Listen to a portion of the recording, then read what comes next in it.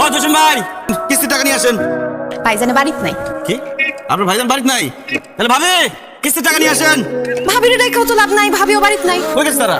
ভাইজান ভাবির নিয়ে শ্বশুর বাড়িতে বেড়াতে গেছে। তাকে কোনো আক্কেল নাই? সে জানে না আজকে সোমবার কিস্তির টাকা দিতে দেবো? সে কোন আক্কেলে বউ নিয়ে শ্বশুর বাড়ি বেড়াতে গেছে?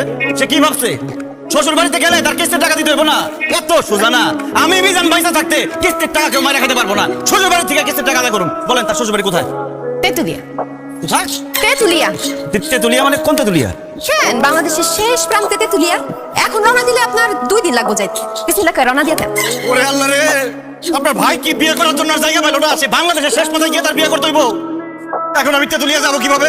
এত সময় আর যাওয়ার ভাড়া কোনোটাই তো অফিস আমার দিবে না। আপনার ভাইয়ের জল দিয়ে করতে হইব। সে কেন কিস্তির টাকা না দিয়ে এত দূরে বসে আছে? তার জরিমানা দিতে হইব।